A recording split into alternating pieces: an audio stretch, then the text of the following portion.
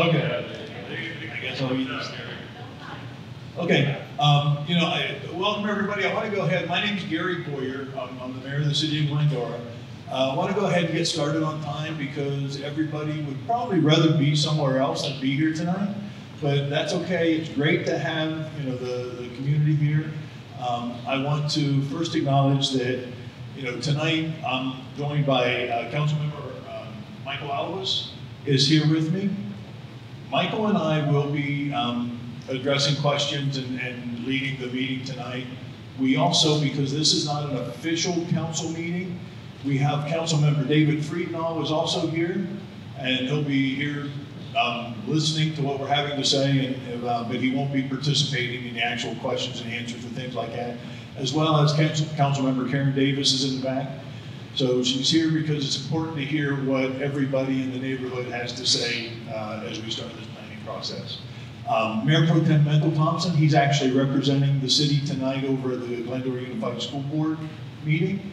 They're recognizing, for those of you that aren't aware, the Glendora High School, their pipe band just made a trip to Scotland in order to compete in the World Championships. They ended up coming in 7th place in the world, but they're being recognized tonight at the school board meeting. So Mendel was over there to represent the city and to recognize the pipe band tonight. So for the most part, we're all here because this is an important issue that we're all going to need to talk about.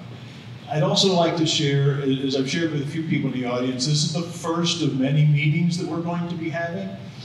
So we have a lot of staff that are here tonight from the city. I would like to introduce our city manager, Adam Raymond, is over here in one corner. We got our assistant city manager back in the back, Moises Lopez. Who else? Jeff Kugel is our director of community development, and Valerie Velasquez is, what is your title now, Valerie?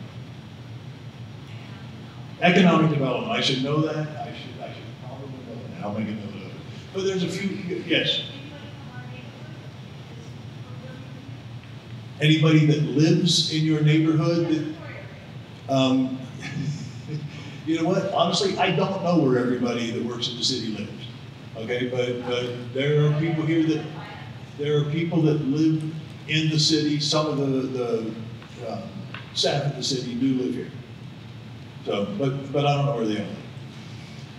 So anyway, as I mentioned, the one thing I want to make sure that everybody understands, this is the first of many meetings that we're going to be having. The meeting here tonight, the questions were, why was it being held here instead of the city hall or someplace like that?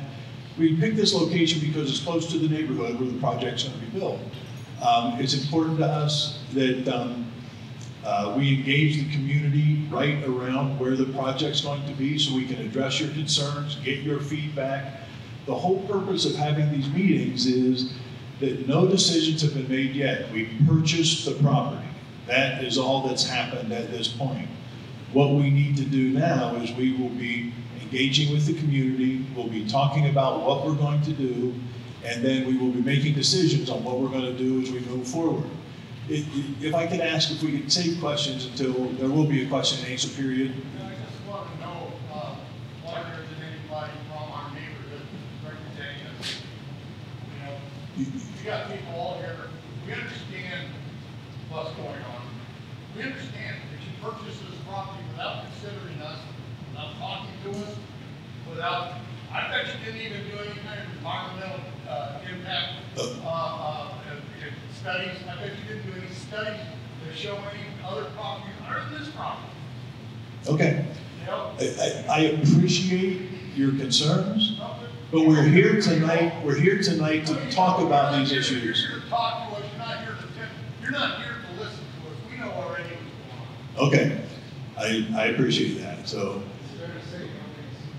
but the issue that we're here to talk about tonight is, again, this is the first of many meetings that we'll be having to engage the community and to talk about what we may be doing.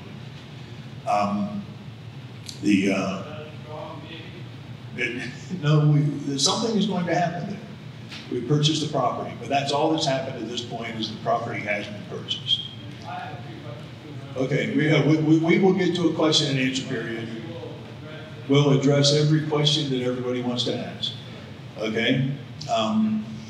The other thing we need to talk about is that as the community grows, different things are happening.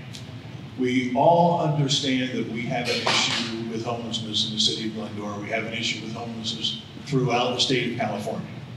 And so we need to do something. We need to make sure that we are safe here in the community. We need to make sure that the people that are on the streets get the help that they need.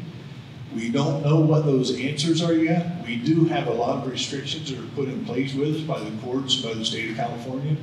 So we'll be dealing with all those things, and that's part of what we're going to talk about tonight, and part of what we need your feedback so that as we move forward with this project, we'll be able to try to do something that's going to work out for everybody. So that's where we're at. I guess we will move on. We've got a little bit of a PowerPoint presentation to share a little bit of the facts as to how we got to where we are right now. And then we will add a little bit more information, and then we'll start answering some questions if everybody's okay with that. Michael, you have anything you want to add? Thank you, Gary. So first off, Pastor Rick wanted me to let everyone know that the restrooms are over there to the right-hand side. And I'd like to thank Pastor Rick and Grace Church for hosting this. It's important that we have this for a community meeting. We're here to listen. We have not made any decisions other than to buy the property. And the City Council had a spirited debate through the process of the purchasing of this property. And that's it. And the debate that we've had has ranged from all different areas. And your consideration has been thought of because we are representatives of you. And this tonight is for you to speak your mind and give us the information of what you would like to see and what you would not like to see. You know, we're here as representatives for you. And we want to make something happen because we had the North Star. Has anyone taken the North Star surveys that the city puts out every couple of years? So the city puts out a North Star survey, and the number 1 and number 2 issues were that was homeless and affordable housing, number 1. And on top of that was also fine dining or restaurants that they all want, but that's a topic for another discussion. But this is what was presented to us, and we listened, and it's something we're trying to address. All the city council members have a different perspective on this, but we need your input to help guide what will eventually be there. So with that, I'll hand it back to you, Mayor. Valerie, if you would like to go ahead, and we're going to share some information, and then we'll get back to the conversation.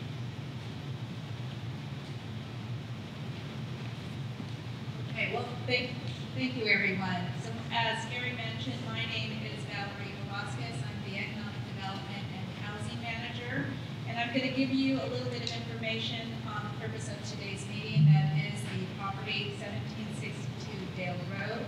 As mentioned, most of you are aware this was a senior assisted living facility most recently.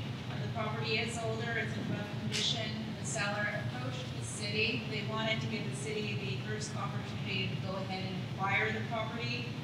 The city council and the city decided that this was an opportunity that we could perhaps address affordability and homelessness. And as mentioned, there was a community survey in 2022, and I believe the one in 2019 as well. Both affordability, affordable housing, homelessness, and poverty were one of the key items, number 1 in the 2022 community survey that the city could do to improve the quality of life in the city. And so with that in mind, the city did acquire the property in late July of this year. And we're going to hold questions till after the PowerPoint. I'm just going to give you guys some brief information, and then everybody will have an opportunity to ask questions.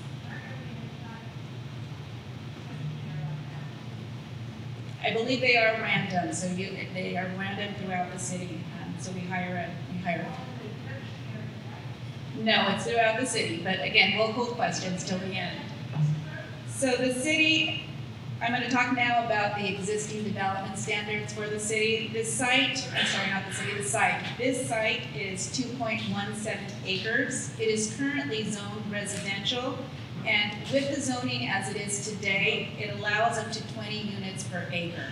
So given the site is 2.17 acres, there's a total possible of 44 units that can be built on this site.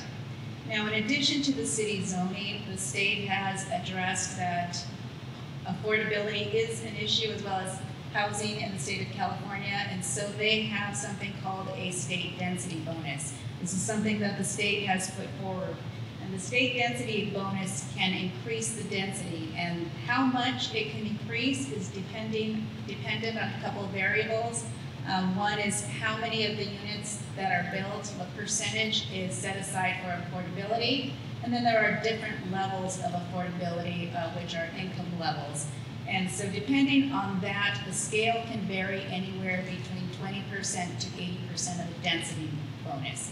So what that means is that if there were to be 100% affordability at this site, there is a possibility that up to an 80% density bonus could be given, which would allow for 36 units per acre, which would allow for 79 possible units. So that's the maximum. And nothing has been decided, as has been mentioned. I'm just giving you some information that you can keep in mind. And this is a state density bonus. This is also something that is not set just for the city. This would be available to any developer that were to come in and acquire the site. So the one thing is, as mentioned, is that council will discuss the development of the site. Nothing's been decided. They do have some influence and will eventually, ultimately determine the scope of what this project will be for the future development. So I also want to point out that this site is not the first affordable housing development within the city. There are 4 others that the city has partnered with and put forward. We have 4, as I mentioned. So the first one is Glendora Gardens. This is a senior development project. It's at 340 North Wabash Avenue. There's 105 units at that site. All 105 are affordable, so it's got 100% affordability there. The density on that site is 34 units per acre. So it's very similar to what the possibility of this site could be. I mentioned 36, this one's 34. There's also the Elwood Apartments. Those are over off Elwood, right against the South Hills Park entrance on Route 66, right across diagonally from Donut Man or from where the Tuesday Morning Center used to be. That one is for families, so it's not age restricted. There's 87 units, all 87 are affordable. Again, the density is very similar, it's at 34 units per acre.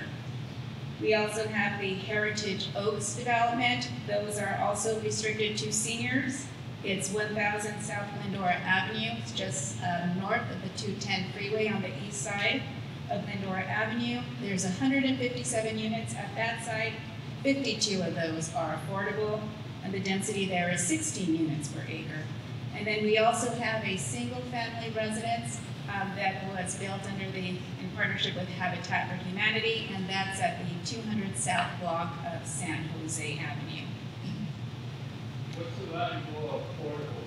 You say affordable, what's Well, affordable? I have a slide for that, and we'll get to that. We'll get to that in a minute, sir. So let me show you where the map is. This is where those 4 developments I mentioned are. You'll notice that all of them are north of the 210 freeway. We've got 2 of them north of Route 66. And I also wanted to point out and show you what the projects or the developments look like that are affordable housing. So you've got a picture of each of them up there. I think we can all agree that they are all very well kept. You cannot tell they're affordable just by looking at them. They're very similar to any other multifamily development that you'd see anywhere else. The house is very similar to the others on that block as well. Those are on the main street. I wanted to show you the density of how that looks. So let's continue. All right, so who qualifies for affordable housing? The question was asked, what does affordable housing, who would qualify, what kind of people are affordable housing? Affordable housing, you look at the income limits for a household. So HH, you'll see on the table, stands for household, and it'll show you in this table, you'll go 1, 2, 3, 4, 5, 6. That refers to how many people live in the house. And that applies to children, adults, everyone. So let's take a look and say, if you're a family of 4 and you are making $100,900 or less than that, that's low income. That family is going to be able to live in affordable housing. That's pretty good. I would say that's not what we would think low income is. Let's take a look at a couple samples of what a household might be. So you have a recent graduate, someone who just graduated. They're working as a staff accountant. They're making $65,000 right out of college, and they're living by themselves. They're low income. If you've got a single parent with 1 child, that's a household of 2 that can make up to $80,750. Let's say they work as a teacher and they have a child making $78,000. That's low income. You've got a couple with 2 children. They're making, that's a family of 4. Maybe one's a cashier that works at the local grocery store. One's a dental assistant. Their income combined is $99,000. Again, low income. And a couple with 3 kids, that's a household of 5. Maybe one's a bank teller, one's a forklift operator.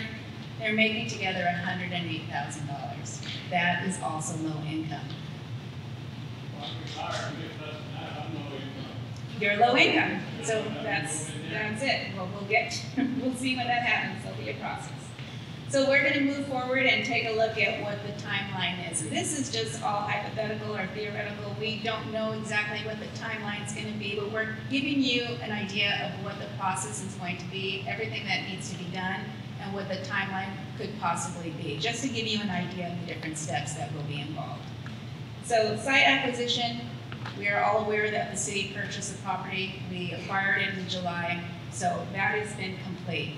Property is currently boarded and secured. We've got that complete. We're currently working on the demolition of the property, so that we expect will be done in the next 6 months. Community engagement, we initiated that when we first sent out postcards to the neighborhood letting them know we've acquired the property, and this is the first formal community meeting that we're holding. Throughout the process and the steps that we'll go over, we will continue to engage with everyone. We have set up and developed a web page on the city website that all of you, we invite to continue to check for updates that we will have available. And as we get to the question and answer period later, we'll go ahead and continue to keep a list of frequently asked questions and have that available for everyone to view and read at their own leisure on the website as well. So community engagement, the point is we're going to continue to engage with everyone. And then we've got policy discussion. So the City Council has not decided what this project will be. They will go and discuss policy. They'll take what your feedback is tonight, go back and discuss that, and they will, after discussing this for a good amount of time and really putting thought into what is best for the community, they will decide what the final project, what the scope of the project will be. After that, we'll develop a request for proposal, we'll go out to select a developer to work with to put together this development. They'll need to secure construction they'll need to go ahead and secure financing for the construction and operation. They'll need to go through the planning and entitlement stage, and they'll need to also acquire building and construction permits, and then eventually occupancy. But all of this is not going to happen overnight. It's going to take time. There'll be a lot of due diligence conducted, and we expect this is going to be several years before it's completed. Correct. Without our input. I did not say without your input. I'm sorry, sir. I understand emotions are high and people are angry, and that's okay. We're here to have a conversation tonight. And there's a lot of people in the room. There's a lot of people in the room that would like to participate in this. So you'll have an opportunity to, okay, and we're going to have an opportunity to do that. We're also going to have an opportunity for everybody to speak. Okay? My thing was, okay, your thing is I'm going to ask you to hold your thoughts until we get to the question and answer. Okay, thank you. So as I mentioned, we are here to listen to you, Mayor Boyer, Councilman Alabas, all of our council people are here to listen to you. Mayor Boyer and Councilman Alawas are here tonight. They're the representatives this evening. Their email addresses are on this slide, as well as mine. And my analyst, Alicia Zuniga, is here as well. If you live in the neighborhood, if ever you see anything that looks suspicious, please feel free to call the Glendora Police Department. Their number is here as well. And all of this information is also on our website, so you'll be able to get that. I have my card in the back, and Alicia's is there as well.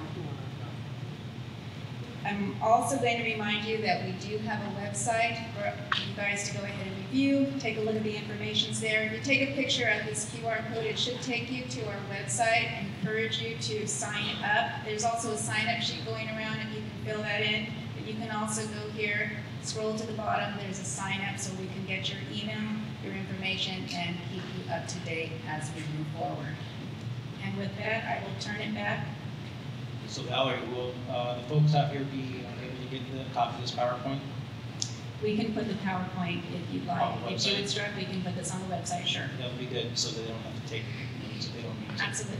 Thank you. I'm returning it back to Mayor Boyer. Thank you, everyone. And then also, if you're like me, you don't take pictures of QR codes and try to remember these things. If you just Google City of Glendora Dale Project, it's going to come up. You're going to find the information. But we do have plenty of information on the website. So I'd like to open it up to questions and answers. And I'm going to ask that everybody be respectful. And we have a lot of people here. Okay, question. Okay, but again, just be respectful. We have a lot of people here that would like to ask questions, and we'll stick around as long as the church will allow us to answer questions.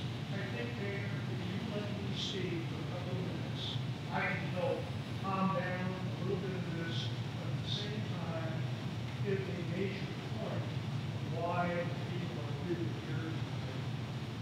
So I can have a microphone, I'll come up and speak here from the microphone, and that's okay. We actually have a microphone for the audience just in case, so yep, come on up and share your ideas with us. Ladies and gentlemen, my name is Bob Reed. I live at 2211 Meadowbrook Lane in the section known as Morgan Ranch. So I live quite far from the development, but I have immense concerns about this. I moved here 5.5 years ago. My grandchildren are here in town. They're both at Glendora High School now. And we love Glendora. It's a wonderful place. We've met a lot of nice people. And I just realized that this gentleman that I see behind me at church every Sunday is one of our councilmen. The reason that I wanted to speak is because I actually consider myself an authority on a lot of this stuff. I'm 74 years old. For the last 53 years, I've been a tradesman in Los Angeles. And I came to LA from New York City at age 2, so I've been in several sections of the city. The last 20 years, the city has gone completely in the toilet. Completely. One of the things, I have two main concerns about the project. Number one, what it's going to look like. Do you know what they've been doing in LA? For those of you who have not been there in a while, they've been knocking down all these cute little homes, duplexes, small apartments, and building these monstrous boxes. The city is riddled with them in the name of affordable housing. And I'm scared to death, as several of my friends have said, what are those places going to look like in 10 and 20 years? So that, is a big concern is when the presentation comes down that this is going to be 5 stories, 7 stories, 3 stories, whatever, and how many units are going to be in there. The second point of major interest to me, and I think these families, who's going to come here? Since we've been out here, you all know that the train has pushed its way through town. And the amount of characters getting off that train is hard to add up. Both my wife and I have had some difficult experiences over at Walmart and a number of the other shopping areas of Glendora, and it's getting worse. I think we all know that. So, you know, I've had in Los Angeles myself as a tradesman, I must have had at least a half a dozen scary experiences, not doing anything, but just having people come up, you know, to me, and want money or, you know, steal things out of my truck or whatever. So who comes out here for this development is huge concern to me, huge concern to all the families here. And even though I live a long way from this, and it won't wreck my life, I understand the families that live right by this, that you share all of my concerns. So that's about what I'll say now, so I don't take up the whole thing. But anyway, I think everybody here is entitled to say something, because I'm really concerned. My neighbors are here, and we're hoping for a good outcome. Thank you.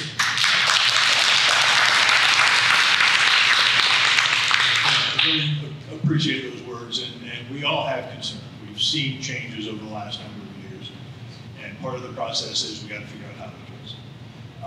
I do want to speak to your comment on the train, and there's no telling what is going to happen in the future. We can only address what has happened in the past up to now. The issue with the train and homeless on the train, I take the train on a pretty regular basis into Los Angeles. And people have a tendency to get off that are just riding the train to get out of the weather. They get off at the terminus of the train track, which right now is at the border of Azusa and Glendora, over by Citrus College. So our hope is when the train continues to move on through Glendora and it ends in Pomona and eventually out into Montclair, that those people that riding the train all the way to the end will not be getting off the train here. I can't promise that, but that's what our hope is, and we're working together with Metro and with law enforcement to try to deal with those issues. So that's a different view on what is maybe happening with the trains. Okay, question? You didn't answer the question. What question? Yeah, how many stories are going to be? Okay. 1, 2, 3, 4. Okay. You never answered it. I You told about the train. You said you were going to address the end question. Okay, we don't know. We have not, this is what we're talking about here tonight. I tell you, I would never support a 5-story project at that location. But the decision is that we're talking about what may be going there. And hopefully all of us working together are gonna figure out a design that's gonna work for the neighborhood. So, but no decisions have been made yet. And you asked about the low-income people, what quality people are. We shared with you what the low-income levels are, and we don't know who's going to be living there. I would guess it's going to be people that are going to be part of our community, just like everybody else. Question, yes, sir? Yeah, I appreciated that PowerPoint. It was very informative, but I did notice something.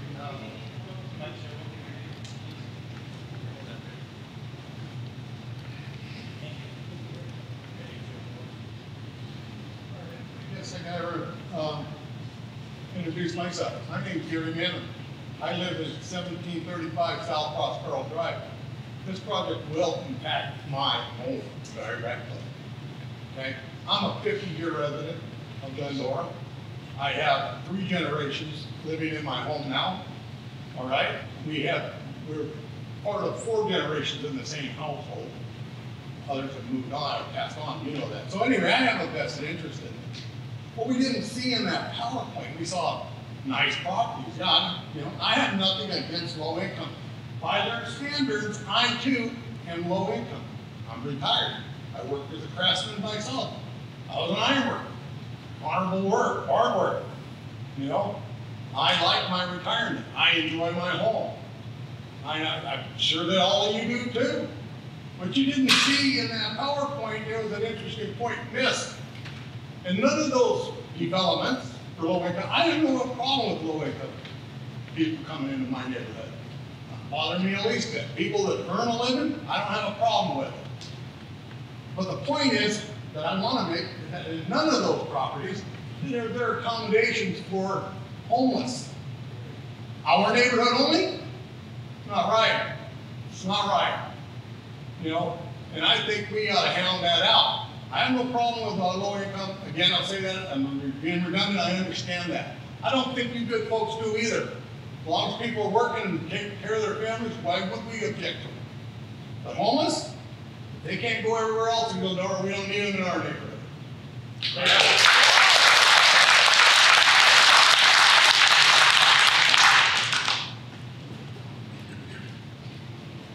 Hi, good evening. My name is Diana Salazar, and you say that you're here to hear us, which again, I understand. We also went to another city council at the city of Glendora, and we live at 1626 South Glendora, so we're on this side, and we are next to the development that is going up on Glendora Avenue, 2 stories, and our whole privacy has now been demolished. We have a pool, we have children, we don't know what kind of people are going to be renting these places. At first they said they were gonna sell them, now they're gonna rent them. To whom?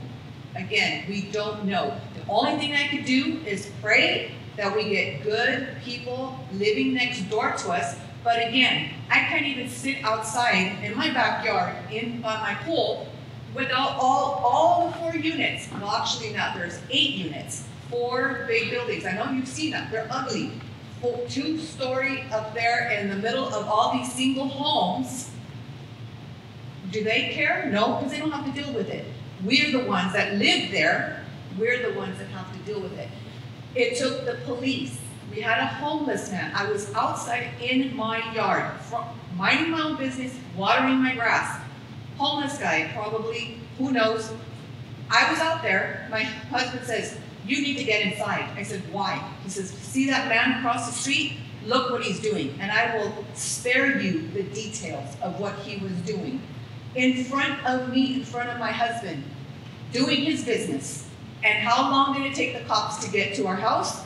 20 minutes. By that time, he had already moved on to where there was children playing over by the motorhomes. So my husband had to show him where he went. We had a homeless man try to break into, okay, so we're subdivided. My house is in the front. My friend who comes to this church, she lives in the back. We know my husband goes to work at 4 in the morning. He saw someone walking down our driveway, trying to look into our backyards, trying to get into my yard, trying to get into Sharon's, and she's there by herself. Again, what kind of safety are we going to have when it takes, and I understand, everybody's busy, the cops are busy, but again, when we are afraid of our own safety, especially from the homeless, because it's not just being homeless, it's not so much about being homeless. They're on drugs, they're high, they don't care. They don't care. So again, I just, again, it's just frustrating when we think we have a voice, but we don't because they're going to do what they want to do.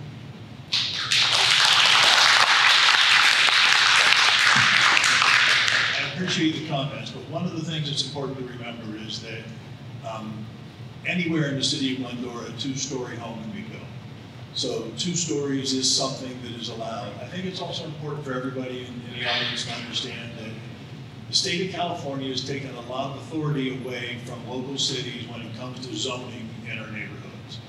And so right now, I don't know if everybody understands this, but there is no longer single-family resident zoning in the state of California anymore. Virtually any lot, if you live in a single-family home right now, there's laws in place that will allow you to build additional units on your lot, and your neighbor can build additional units on their lot.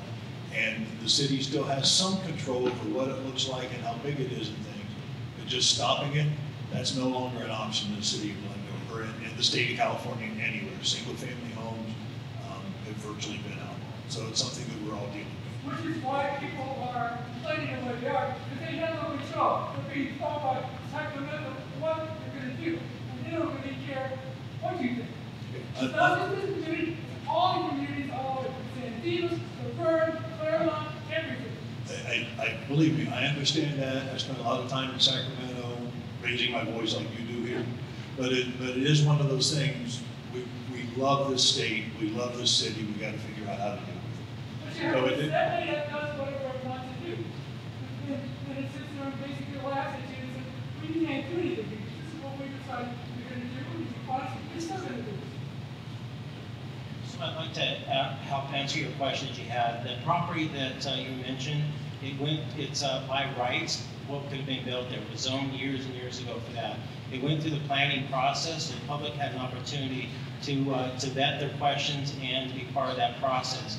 Debbie, can you come on up here and talk about, since we've been talking about the homeless issue, the team that you folks have in place, or Chief, if you want to come on up and talk about, either one of you, about the process that we have, the team we put together to deal with the homeless issue, since this has been brought up.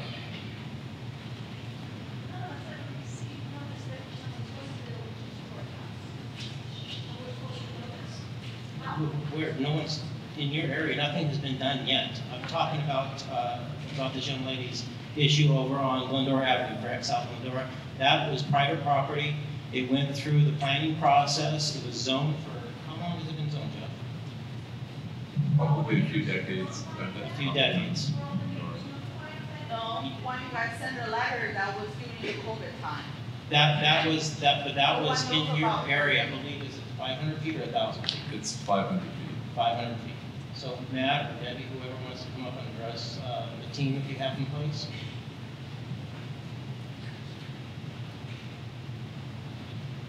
Good evening, everyone. My name is Matt Egan. I'm the Chief of Police. Important takeaway is that homelessness in general is a problem everywhere. It's a problem where I live. It's a problem where I work. It's a problem where you live, where you shop, where you drive. To combat that, the city has engaged with a mental health and drug counseling partner, which allows us to take those people and put them into treatment facilities. We can't force them though. That's the problem. That's the problem. We can't force them. And mere possession of drugs in the county of Los Angeles is not illegal anymore by our new district attorney or by the district attorney. That would make great sense. We do the best we can under the laws and the provisions that we are given. And the homeless problem, the crisis, I don't know a solution to it. I'm no expert. I don't have a crystal ball what a particular development would cause in a particular place. I can just answer that as problems develop, we at the city look for solutions. And the solution that we found that's working best, better than our partners in Azusa, Covina, or San Dimas, has been the partnership with L.A. Caden, which actually allows us, our police officers, and our human services workers who are drug and alcohol counselors, we no longer deal with the county. We have a private entity and private beds that allow us to send people for treatment. So we are making some progress. And it's still an uphill battle because everyone is service resistant, and that problem persists no matter what background you are and no what neighborhood you live in. Even my own neighborhood, which is not Glendora, but very close to Glendora, that's what I deal with as well. So we're all in this together, and the city has found a good solution. It's not a perfect solution, but it's a better solution than our neighbors around us that we're working with. They don't have to go, they don't want to go. I mean, Absolutely not. so if they're shooting up in front of my house, whatever the case is, I'm saying, if you guys come out, you guys would, they say no. That's correct. Oh, Yeah. The laws are different now. We could still arrest them for being in possession of that drugs, but the district attorney won't prosecute them. The more times that we arrest them, there's a higher likelihood that they will take some drug and alcohol counseling. But putting handcuffs on someone isn't going to solve their drug problem. We need to get them into a treatment facility, and we can't force them into it.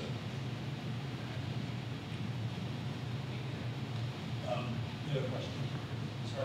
Okay. Just to address an issue, one of the things that we're dealing with that you may or may not be aware of, because we have seen more and more incidences of homelessness just camping in our parks or on our sidewalks. And if you spend any time in Los Angeles, you're walking out in the street to get around them as they've taken over the sidewalks.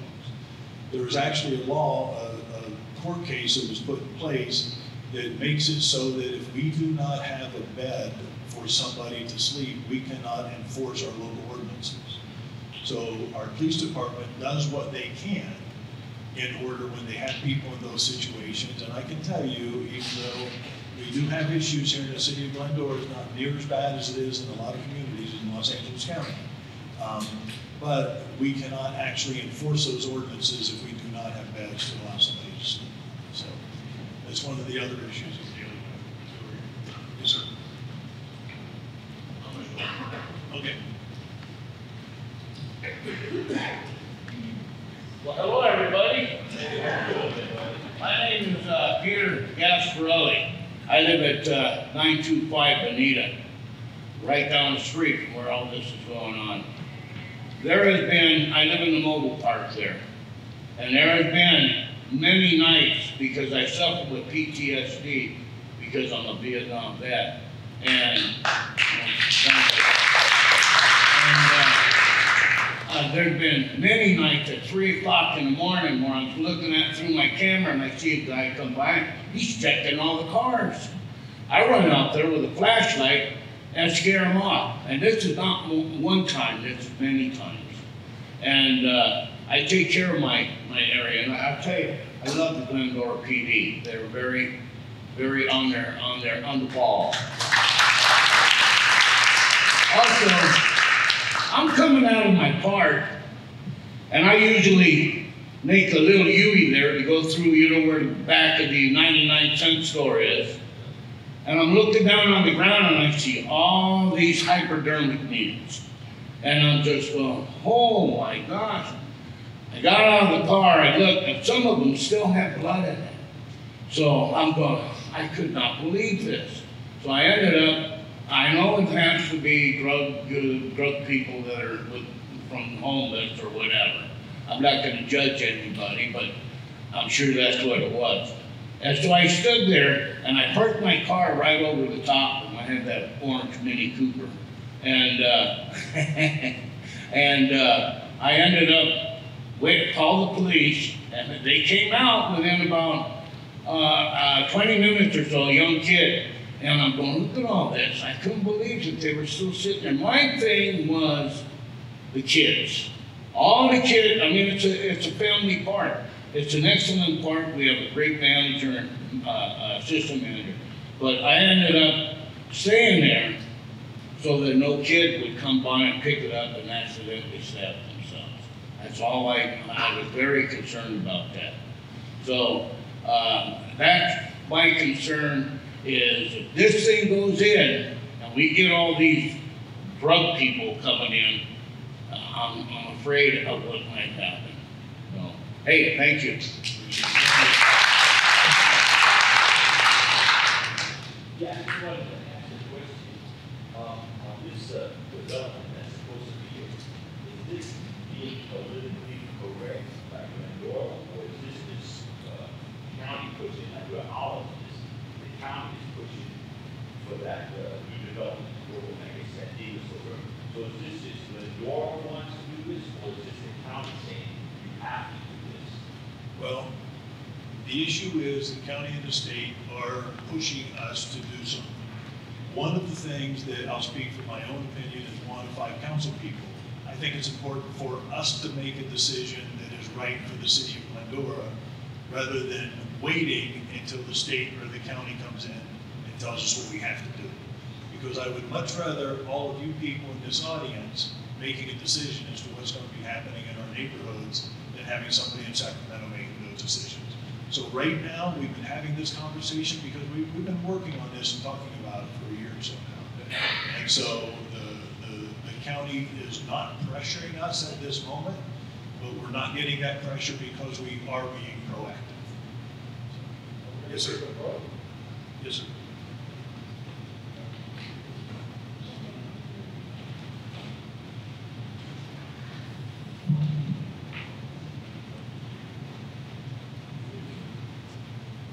My name is Robert Moeller. I live in 808 Millburg, just two blocks from here. I've been here about 40 years. It's been a good neighborhood and minor amount of trouble. This problem that I'm thinking one of the biggest problems is going to be all the access to that property comes from Gill Road. That's all these, a lot of them anyway. It would be much better if the access to the property was from Gill Highway. And I would like to ask you to kind of consider that. It seems like it would be not too difficult to get access from a property on Barrel Highway, across the wash, and through the part of the nursing home that is not included in the initial property.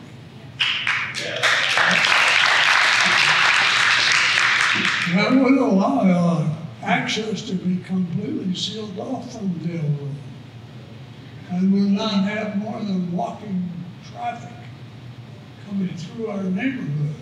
That is the kind of feedback we're looking for, because there is actually access off of Grand Avenue. Yeah. Well, that's a very bad place to put a left turn lane. On Grand Avenue, if you come in from the north, okay. But from the south, making a turn is difficult. Okay. But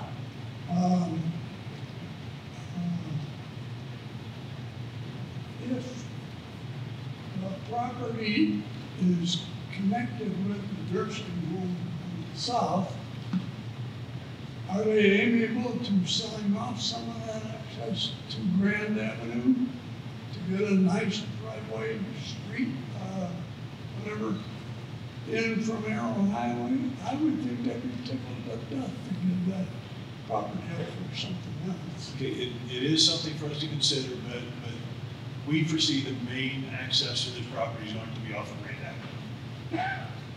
So. That's going to be very difficult, but maybe so. If you can seal off the access to Gill, that would be much better.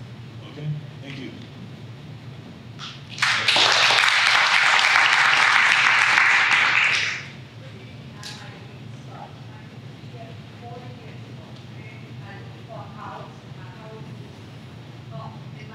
Is on the border of Azusa and Glendora. When I looked at the houses, they all told me, don't move there. Low income, the people live in Glendora, you live right on the border, and I did buy right there. And I found out it was really not that bad. We all pushed together, and we all looked out for each other, which we might do now. And we will be, I know the homeless is a big issue, and I agree with most of the comments. My concern is, what do you do when you hire or rent those apartments? Do you oversee who gets into the apartment, crimes or on drugs? I don't put any drug people in it. Do you oversee that there is no litter? I can see a lot of homeless apartments, not only in Glendora, where the whole lawns, everything is full of trash. I would make rules and regulations. If they move in there, those things are, or you're out again. So I wonder who is overseeing all that thing. That's my concern when we do have, and we will have sooner or later, somewhere in Glendora, homeless apartment house. So is there any thought of that you would stick that to them and say, hey, when you live here, you have to be orderly, you have to obey to those rules? Well, definitely, when it comes to the affordable housing project, or the product is going to be affordable housing, it's going to be people, and maybe some people in this room will end up qualifying to live in those units. But whatever ends up going there, they will be required to follow all the same rules and everything that the rest of us They would be do as far as required, keeping. but do you go after if they don't do it? See, there are rules and regulations, but if you don't enforce or have someone patrolling it, it still looks horrible. And so that's my concern, that the city just doesn't do anything about it. Okay, appreciate that.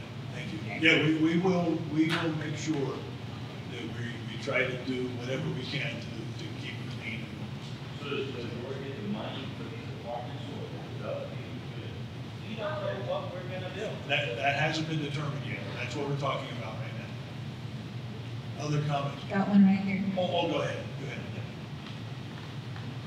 Hi. Thanks, first off, for all that you're doing.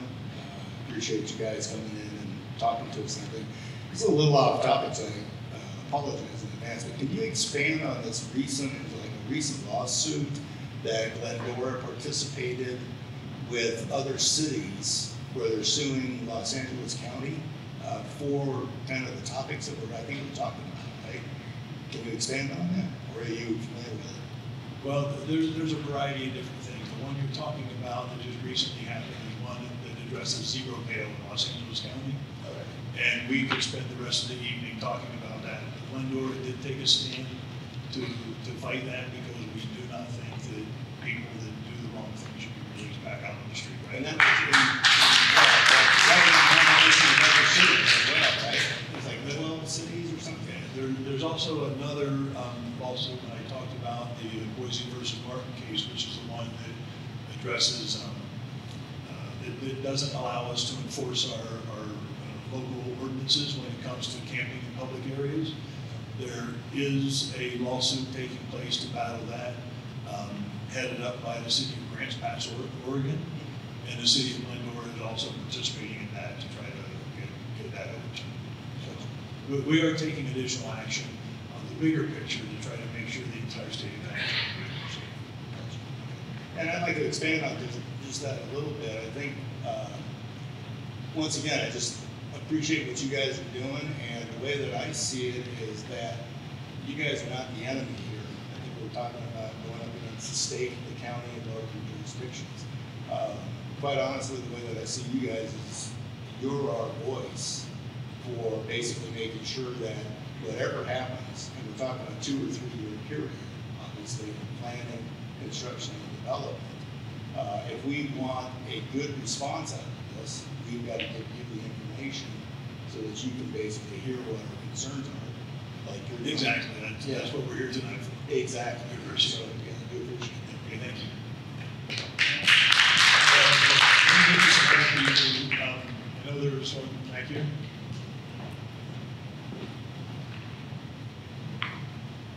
Hello, my name is Sean McMillan. I live on 737 West Carter Drive with my wife here. 2 questions. Does the city of Glendora have minimum deliverables to the state or the county? How many units must be built? Sort of. One of the things that happened, Jeff, you want to take that? Sure. Talk about our housing element, what we've Yeah. already supplied to the state. So every city in California has to commit to planning for a certain number of housing units. And so Glendora has its citywide allocation of a little over 2,300 units over about an 8-year period. It's a planning goal. And we're required to report on progress toward that to the state annually. 2,300 units. That's correct. But that's citywide. We're just talking about this one property. Understood. The figures that you put up, is that inclusive of that 2,300? Is that added towards that 2,300? Yeah, so we would be able to, if you build 20 units or however many units are built on the site, we would be able to report that to the state as a credit toward our goal. Okay, thank you. Second question, I'm curious what type of terms these potential residents are gonna be required to sign. Is it gonna be month to month, or are they in and out? Are there gonna be, as an additional question, are there supportive services that are gonna be available to these residents? Those are additional things that have not been decided yet, but that is what I would support. I would want to make sure that we have supportive services for whatever the homeless product is that's going to be there. But as far as the affordable housing units, they're going to be apartments just like any other apartments that are in our community right now. They will just be subsidized, so they will be nice apartments. They'll be new and they'll look nice, though they will just be subsidized. Thank you. And it's important to understand the 2,300 homes that we're required to plan for doesn't mean that we're going to be building 2,300 homes. It's just the city was required to submit to the state that we had the ability, if developers came in and wanted to do it, that we had our zoning adjusted to account for 2,300 additional homes in the next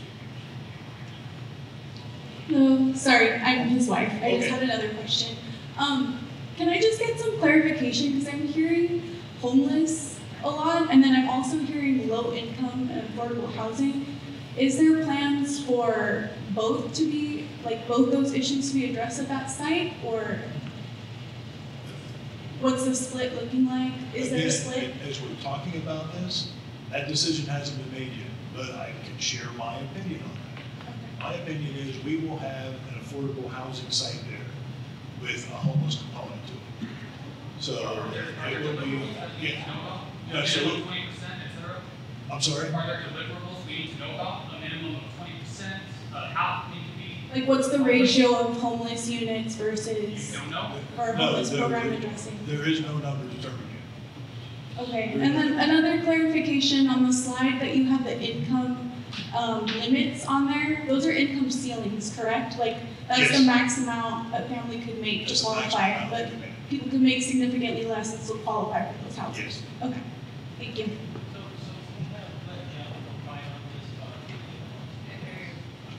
Sure. Yeah, the city is broadly required by the state now to provide housing or facilitate housing for people of all incomes, including those who are categorized as low income and very low, as was pointed out in the presentation, with those income levels need. We're also required to plan for shelter housing to house those who live within our community and happen to not have shelter within the community. And it's important to note that many of the folks who do live in Glendora and do not have housing or unhoused are people who've lived here for, in many cases, for a very long time. Some of them, or many of them, are from Glendora, in fact. But we do have a responsibility as a city in the state of California to do our part in planning and providing shelter and planning for it, as part of what Glendora does as a municipal government, as a city. Also, the state, to further their goals, and I think because there's a lot of concerns, many of which we're hearing tonight, whenever you're proposing a housing development of any kind, much less it being allocated toward people of lower income categories or homeless shelters or other types of services that are provided to groups that don't have access to housing, is that states are requiring us to facilitate that and remove barriers within our own local regulations to make it easier for developers to build housing and for the cities to promote that. So what we're trying to do here is, this is something that and the mayor's, articulating that, we have to do, we have to plan for. It's a responsibility of the city. And we're here because we want to do it in a way that is open and transparent for the community as we are at this very early stage of the process of planning it out and identifying a builder and identifying, ways we're going to operate this. It's, the most recent project, large project that was completed was the Elwood Apartments. It was completed about 15 years ago. And that's on the corner of Elwood and Route 66. It's 3 stories, it's 87 units, it's about 35 units to the acre. It houses people who are disabled, it houses people who don't have high incomes and can't otherwise afford housing in the city, but they may work in the community. They have children in the community, people going to the schools, and those folks, if you're concerned about them, they're screened through a vetting process that you would go through if you were renting an apartment anywhere in the city by a landlord. They typically do have, I believe, 1-year leases at that facility. The city's involvement is to verify that the managers are managing the facility property, that they're taking care of the facility, and that they're renting to families and households that meet the requisite income requirements. And that type of housing is in fairly high demand, because if you've had to look for housing recently anywhere in the San Gabriel Valley, much less the Southern California region, you know that it's very difficult to find. So the city's, we're doing our part. It's a difficult role that the city has to play. But we're trying to do it in a way that benefits the community the greatest and hopefully helps Glendora grow and become successful in the future. So hopefully that helps. I hope everyone's starting to get a flavor for what's happening. Incrementally, cities are losing local control.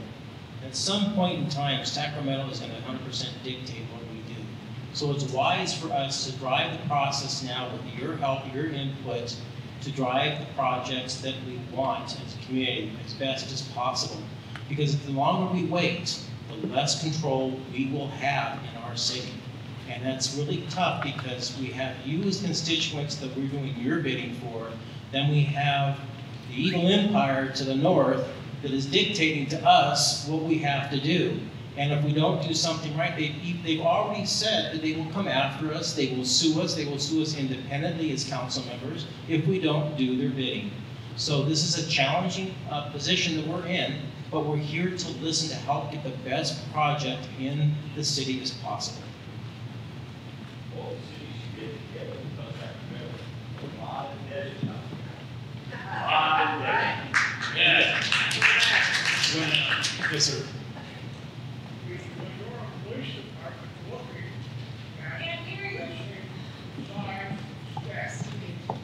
Okay, I'm sorry. Let her bring you the microphone. I said, is the Glendora Police Department going to increase in size? Because as we're talking tonight, everybody is recognizing problems. And we're going to need more manpower on the street to deal with the problems that are coming down the road. Otherwise, the homeowners are going to be the ones handling the situation, okay? And that's going to be more court cases. Ask the chief to address that. Good point. So, one of the things we did when we had adverse decisions posed against us from the district attorney's office and felt like we weren't being as good as we could be in our community addressing these quality of life problems was stand up a new unit. And if you, any of you in the military or have served, you understand what it means to stand up a new unit. We got some new officers and we put them onto a new assignment and gave them free will to go out and address quality of life issues. This type of problem could be handled by that unit. It's called the Community Impact Team. Their primary objective is to address homelessness. They work with Debbie in the Human Services Division at City Hall, but they also address crime trends, parking problems, and locally felt quality of life issues. That's their primary job. You don't have to wait for that normal patrol officer to come.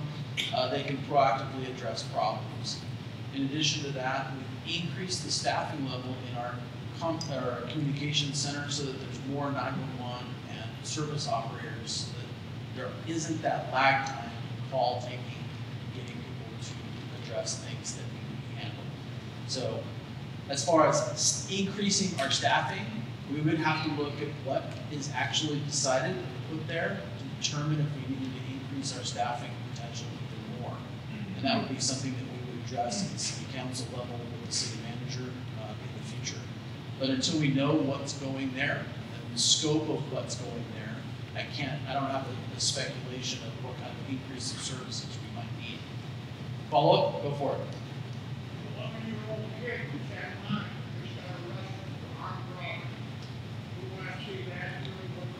No. You so said these days, 13, 11, 9, like I said, in LA, Santa Monica, you just shipped it back to said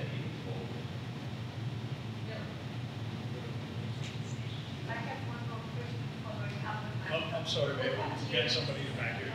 Remember that when you have a question, please, can you raise your hand so we can get you a microphone so that everyone can hear everyone as we go. This is a great conversation.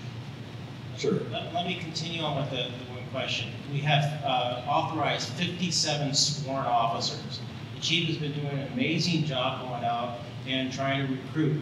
As you can imagine, it's not popular to be a police officer these days. So it's really challenging to get folks that want to be a police officer. And then secondly is they can pass all the background checks, which is also challenging as well. He's doing an amazing job with building up the ranks, and I'm sure at some point in time he's going to come to the council and he's going to ask, hey, I'd like to go to maybe 60 sworn officers. And he's nodding his head. And we'll probably say, yes, sir, what else do you like to have? And I think the chief would also say that the council's been extremely supportive of our police department. And because that's one of our #1 priorities is for safety and fiscal responsibility. Those are the two, and public infrastructure. So those are the things that we really need to focus on. And now we have it diverting to this situation with affordable housing and the homeless issue. We have a lot on our plate, but we have an amazing team and we have an amazing police department.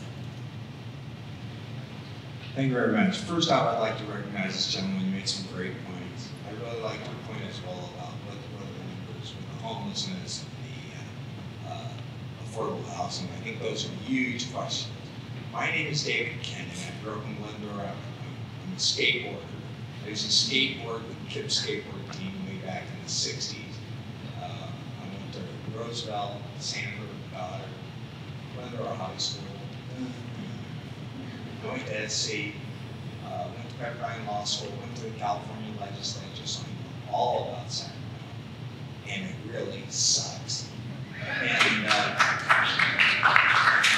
quite frankly, I just have a couple of questions because I've done a lot of study in some different areas that mostly are school funds, but I'm curious about the Measure E. And it says she bought this property, and I guess that's the one that's across the street from In-N-Out, or across the street and Wash from In-N-Out. That old convalescent hospital over there, is that the area? It's actually behind that area. What was the name of the one? Casa something or other, or whatever? El Dorado Homes. Oh, El Dorado. I know where it is. Okay, so, by the way, I walk in Glendora every night, so it's not walking for what's interesting to me is that we paid with city funds, I would imagine. What was it, $5 million to pick up that property? Yeah, a little under $5 million. Okay, who are the sellers of that property? The owners of the convalescent hospital. Who are the owners? Who are the owners? It was the family that owned it. I don't remember their name. Okay, but it went from, it said it was to continue providing public services. So it was the former hospital, because I remember it kind of as being a care facility. Was it publicly funded? No. It wasn't there for public purpose, and it was there for private purpose, correct? Yes. Okay, well, it says that in this little advertisement that's put out for Glendora, it says that they want to continue in its public purpose, but I don't see any old public purpose because it was a private purpose, which raises another question. When you go for the purchase price, half of it is being paid with affordable housing funds, correct? Yes. Okay, what's the source of those funds? Those are actually, you want to mention that? The source of the affordable housing funds that the city has are primarily the former redevelopment agency, if you're in the state legislature. Oh, yeah, I know about that. Yeah, so redevelopment agencies, when they were dissolved in 2012, were able to retain their housing assets, and those assets were rolled over into the city's housing authority. And so the source of the housing funds is our former RDA funds. Okay. I did a lawsuit years ago with Montebello Unified School District, LA Unified School District. We sued the county over ERAF litigation because the county was stealing education funds. Nothing new. The surrounding cities were stealing those funds as well. We got $150 million judgment, and it's still paying back the funds. Which leads me to the second question: is if half the $5 million came from the affordable housing funds, or half of the $5 million came from affordable housing, where's Measure E? What is Measure E? Measure E. Oh, we have an expert who wants to jump in. Evening, everyone. So in the transaction for $5 million, as was specified, it was $2.5 million in affordable housing funds. Good evening. Again, my name is Adam Raymond, I'm the city manager. The other half was used of reserve. Our Measure E fund is actually tracked and specified in a separate fund entirely. The city provides a annual financial statement every year that specifies every single dollar used by the Measure E funds. What's the source of the funds? Reserve. The reserve, so we pay taxes and we get this additional reserve that's built up, and now these funds are going to be accessed to build the housing. Is that correct? They're not access to build the housing, they're access to build to To purchase secure the property. That's correct. So we secured a $5 million piece of property. So that deal apparently has already been executed. Is that correct? Escrow is closed, yes. Okay, so escrow is closed. So if we wanted not to build this thing, the city's in the whole $5 million, correct? No, the city has an asset. Okay, great. I agree with that. Next thing is, what has the developer been selected? No. Okay. What is the program look like? What is it you're delivering to us, the residents of the city? What are we getting out of it? Or are we just paying for it? You're not paying for anything. So, Wait I a think it's second. important- Wait. Sir, That is a false statement. Sir, That is a false statement. I appreciate your vigor and your energy here, but I think it's Yeah, important. get used to it. You may see me in court one day. Okay, go ahead.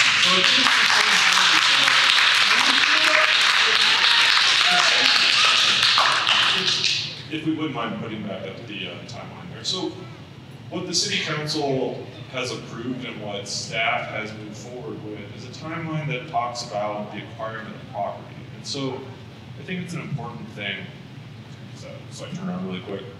So site acquisition is complete. We're currently working as the site's been secure on the process to demolish the existing property. Sir, you asked earlier about environmental work with the property, and so all that's undergoing now as it relates to that process through the demolition. So the community engagement, which has been ongoing and continues here this evening, will move forward to a policy discussion on the RFP. So that talks about the developer that will be provided. I get it. So, sir, to answer your question is, yes, the city has spent about $5 million to acquire the property, $2.5 million is affordable funds, $2.5 million came from reserve, and I might add that's all on a public staff report available for public review. How about the cost of doing all that? What are the costs of that program? So the city, as it relates to affordable housing, would work with a developer if that is the direction the city council goes. And as the mayor and councilman has said, it has not been specified yet. We don't have an idea of the exact scope of the project. So as the city has presented in its materials to the public, has been a thought to do an affordable project, including up to homeless, not entirely homeless, not entirely affordable. We don't know what that looks like yet. It'll be a housing project with various income levels. This process through the RFP will be done. So that is a public process. It comes to council, it comes to policy discussions. It's shared with the public prior to the council making a decision. So that is where we're at in all of this right now. So the city's not spending money just to spend money, sir. The city, as you know, and thank you very much for your service, has undertaken this process in a very public fashion to the extent possible to get us to this evening where we receive this valuable feedback. So nothing has been hidden or secret. Okay, I get that. You put everything out, it sure looks that way, but when you really look at it, these funds, from what is the source of the Measure E? What tax is that? Where does that come from? So Measure E is a transaction and use tax. It's a 3/4 cent addition to sales tax, just for the city of Glendora. Okay, so there we go.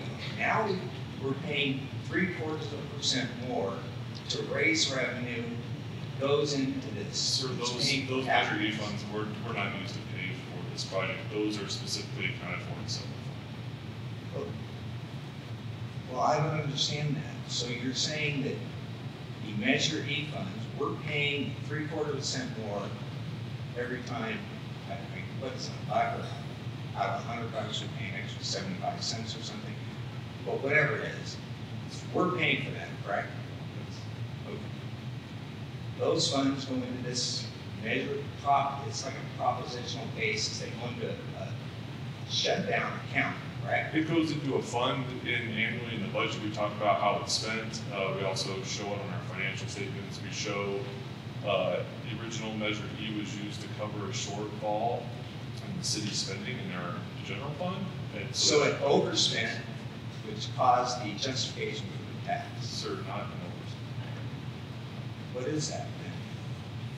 That's not an answer to the housing conversation, but there's no Measure E funds used in the purchase of this property. Well, it says the Measure E funds are going to be used. So I'd have to see what you're showing me, but I don't believe that's accurate. If I could, the important thing. May I speak for a second? May I speak for a second? Just a second. I'm happy to say. If there's one thing I have learned in my professional career, which I'm going to say is probably 30 to 40 years, I don't trust anything that comes out of Sacramento. I don't trust anything from the state of California because based on my review and my study, it's doing nothing but try to disappear our border, our southern border, and working on disappearing our northern border. So that tells me we're headed to a North American Union. Simple enough. I don't trust politicians. I don't believe the City Council of Glendora has a vision that extends that far out. But if you look at Measure R, which was the rail tax, that was $40 billion over a period of 30 years or so, the original tax. It stayed on there and they've just shipped all that they've had rail after rail after rail project in the cities throughout the state or throughout Los Angeles. And it's been done nothing but wreck and ruin the cities. So I'm not supportive of anything where we have private developers. I'm not supportive of anything that city councils do. I just see it as another attempt to raid our pockets and take our money.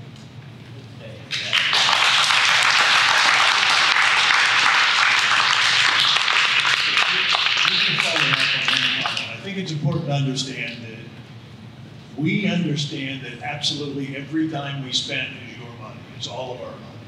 Whether it comes from the city, the county, the state, or the federal government, it's all taxpayer money. Anything the government does is taxpayer money. So as you understand, there's a variety of different pockets and things that money comes out of, but it comes down to it as all taxpayer money. And we do understand that. Yes? Hi, my name's Amy. Thank you for your time. So I have a few concerns.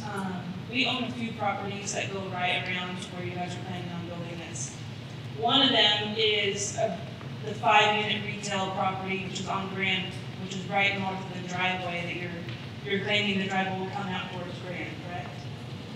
So I don't know if you drive down there a lot, but that is already so congested that we can't even get staff in and out of our south driveway, which would be right north of where you want to build your driveway. Second to that is we own another property, which is right next to the assisted living hospital on Arrow Highway, which is, there's a second entrance to get to where you're going, right over there. There's only 2 entrances to get in there, right? 3 actually. If you drive behind, you go down Arrow Highway, go into the back way, you can't find any parking right now as it is. We tried getting a motorhome out of one of our buildings today onto that back street, which is where I'm sure a lot of these families live, and it's next to impossible. Let alone the homelessness that we have to personally deal with on our properties, and Glendora PD does an amazing job, but they cannot get them off of personal property.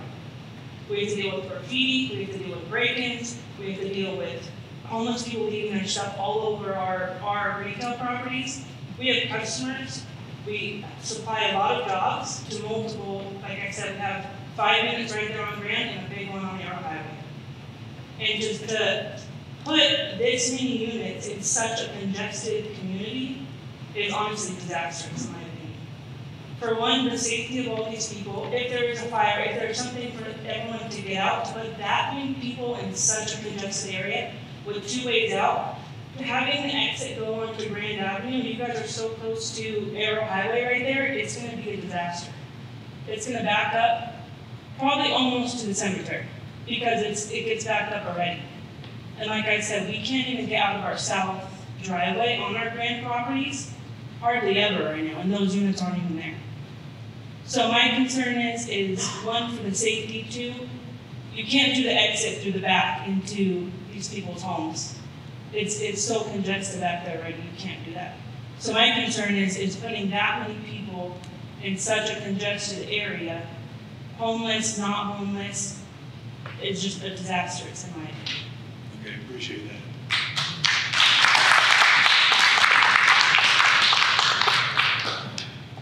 Do you have a letter on file with the police department so they can come onto your property and deal with those issues? I do not. So you might want to talk with the chief afterwards and get a letter on file so they can come on your property. Okay, thank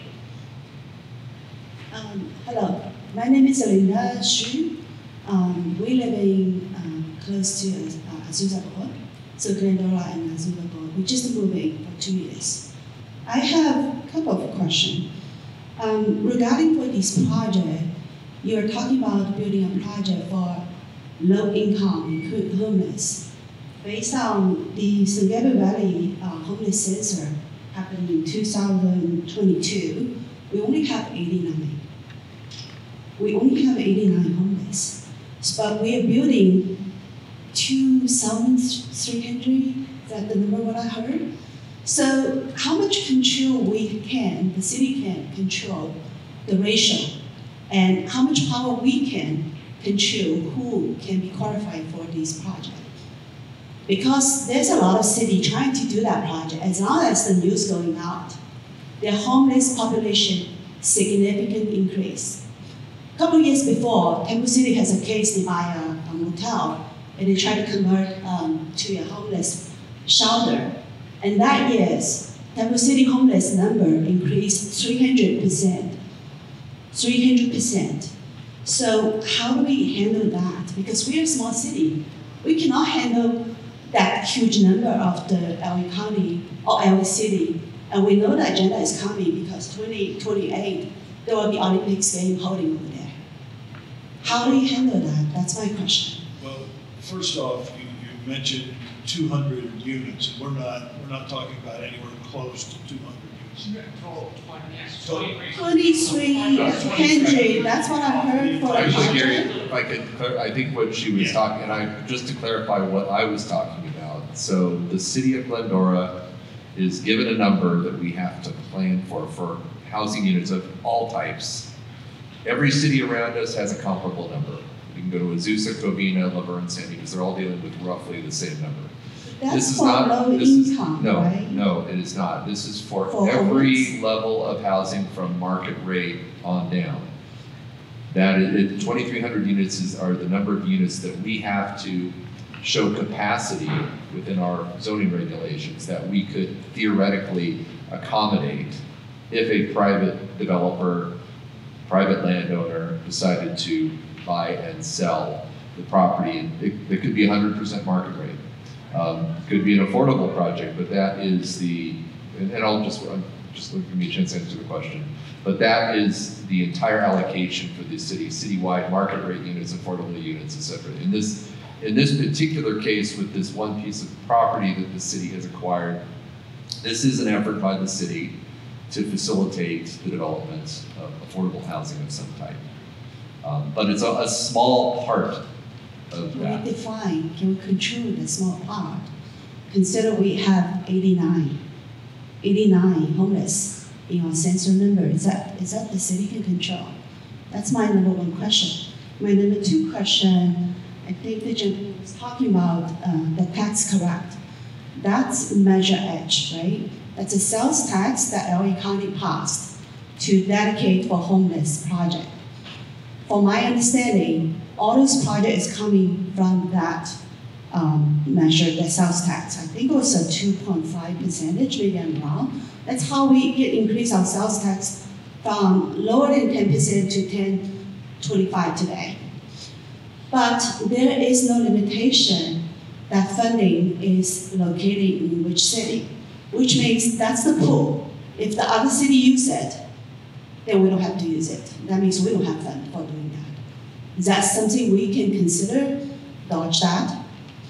Yes, it is something we can consider, but again, the conversation that we're having right now is we want to make sure that the city of Glendora has 100% control over whatever it is that we build. We don't want LA County or the state of California dictating to us what it's going to be. I totally agree with you because I don't believe the county. They have their lawsuit to hold accountability to deal with LA City.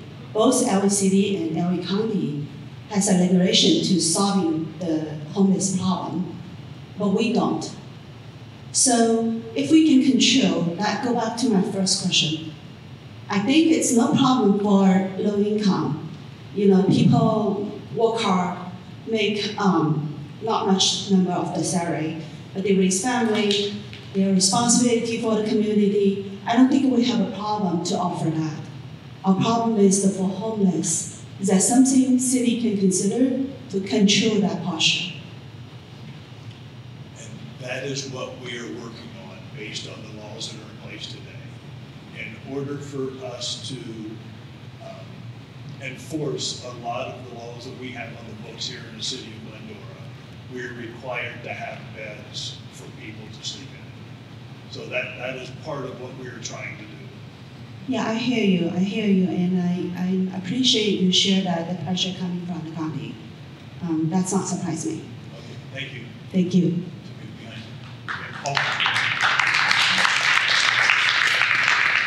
Let me clarify something. The Measure H monies, the taxpayers in Glendora has contributed millions to Measure H. And I believe we received probably, what, less than $500,000 of those funds? So you have been funding other cities, particularly probably LA, to take care of their homeless situation.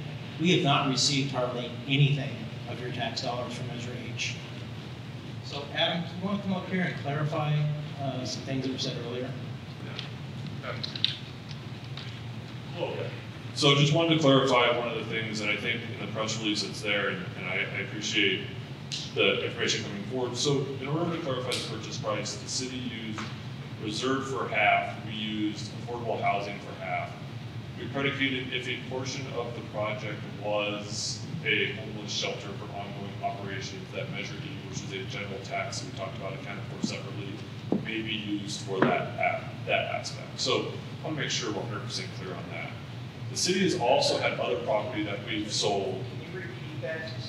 Yeah. Sure, I get it. Yeah, absolutely. And I appreciate the opportunity, and thank you, Councilman. So of the $5 million purchase price, $2.5 million was, and it's in the staff report that you can see, uses affordable housing funds and funds that were set aside specifically for that aspect.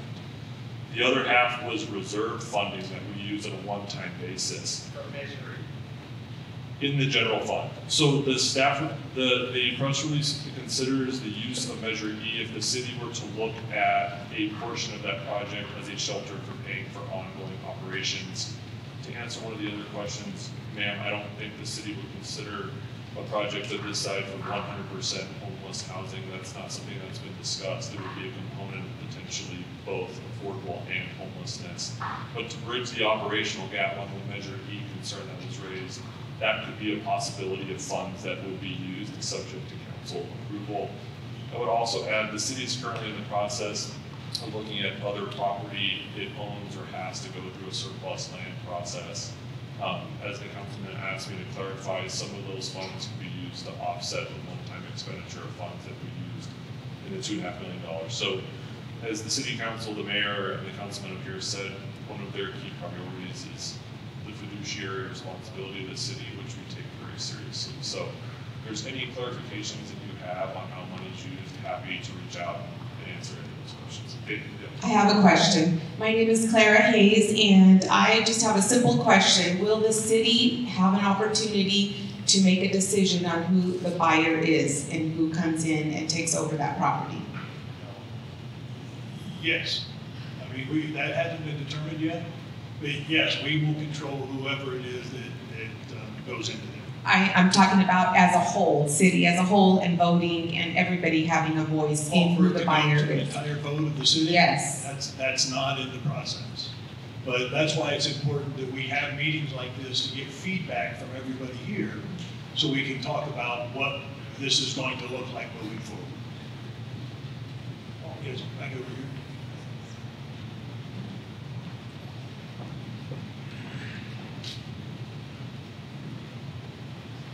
Good evening. My name is Matt. This is my fiancee, Cassandra. We just moved to the city of Glendora. We purchased our first home on Burton Road, which is adjacent to the development project site on the other side, just on the other side of the wall. We purchased our first home at 27 years old, and we're extremely proud of that. So is there any type of data that the city has to reflect on what the housing values or anything in that regard in terms of these types of projects or developments? Does it increase? Does it decrease? Because I'd really hate to see our hard work go to hell from a certain project like this, because we worked extremely hard to buy our first home at such a young age. And as you know, inflation is at all-time high. It's extremely difficult to purchase a home in California. So I just hate to see our hard work go down the drain. Congratulations, that's a great accomplishment today. Okay, I'm going to take off my mayor's hat and put on my real estate hat, because I've got a 35-year career in real estate here in the city of Glendora, and I can share, and I know some of you are not going to believe me, but we have not seen in areas that projects like this are being built that significantly affect the values of housing in the neighborhoods. I will share with you, you know the project if you bought adjacent to it. The project's in pretty disrepair right now, okay? It's pretty run down. You actually notice that a number of the neighborhoods around there actually built a secondary fence to give yourself a buffer from this project because of the condition it's been in. So whatever we do there is going to be dramatically nicer than what's there, and I think it's something that we're all going to be proud of what it looks like. As far as what it ends up being, you know, that's a conversation we're all going to have.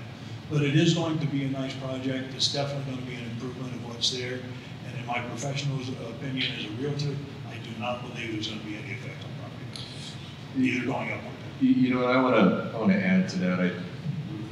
There has been some research and literature done on whether or not the construction of income restricted housing affects property values. And I know that there was a pretty in-depth study and story done in the Orange County Register a couple months ago that researched that exact question, and happy to share that with you. The findings were that it largely does not. And I think part of the reason is that there's an assumption about who lives in affordable housing, that they're people and families who may have problems with crime and drugs and those types of things, and then bring that to the community, but largely because the management of many of these facilities and homes and residences are more strict, and they're monitored more closely and for maintenance and other things, but they tend not to have negative impacts in terms of property values or the quality of the community. And I think that actually, speaking of Glendora's example, if I reflect on the condition of the 4 primary projects that are developments in the city that do have restricted incomes, I think they're in much better shape on average than many of the privately held apartments and multifamily housing in the city.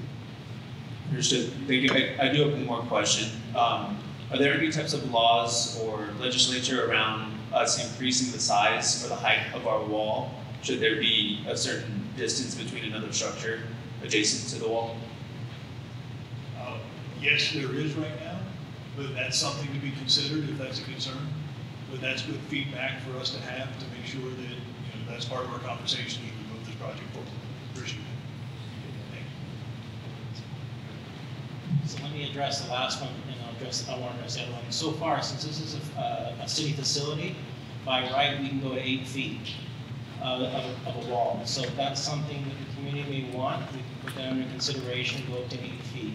Secondly, since this is a city-owned property, whatever gets built there would more than likely be prevailing wage. And so more than likely, you're going to see something on the magnitude of $500 to $800 a door that it's going to cost to build this, which automatically is going to increase the value, in my opinion, of that whole area, because the cost of that facility is going to be very expensive. Who's the architect? Nobody's been chosen yet. None of that has been decided. Yes. Good evening. My name is Wendy Bennett. I'm a resident here. My question would be if you could please explain the ordinances that you've said that you're not allowed to enforce because of the beds that we need to that we're required to have. That the county, I think you said, is mandating. And then my second question is how can we support you as citizens to protect our city with your battles that you're doing with the county and our state legislature?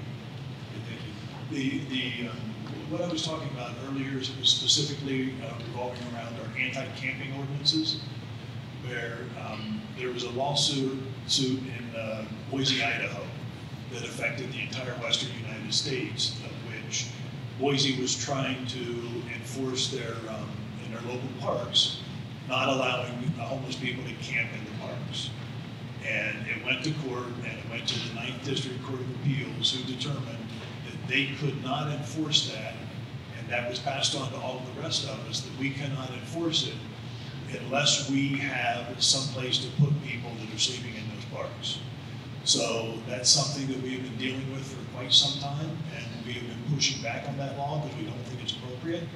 But in the meantime, the city of Glendora, our PD, and our staff that are working with the homeless has done a pretty good job of making sure that that does not happen. We have occasionally seen people sleeping in tents in the Pink Lantern Park and the Gladstone Park and different places, and it's dealt with relatively quickly in a manner that works out for everybody. You have 2 elections coming up. You have the hurricane and the general comes up next year. That's how you tell. I'd like to ask one question. You're talking about all this wonderful things you're going to do for all the, homeless here and that. Are any of these projects going to be in northern Glendora? Okay. We've already shared that we have multiple affordable housing projects already, and all the ones right now are in northern Glendora. So they're spread throughout the city, and so this particular project is located where it's located at because this property became available for sale. There's no homeless up there, are there? There's no homeless projects anywhere in the city right now. Up there, just in our neighborhood, we have empty lots or whatever. Where this building was, torn down or is going to be torn down. There's people there. None of these people are up there, are they? Are they not given a chance to sleep in some of the parks up there? Oh my goodness, yes, they're up. They're downtown in the building, my office. Not downtown. I mean above downtown. Yes. Yes, they're all over the city. Okay, I'm going to check that every night. Thank you.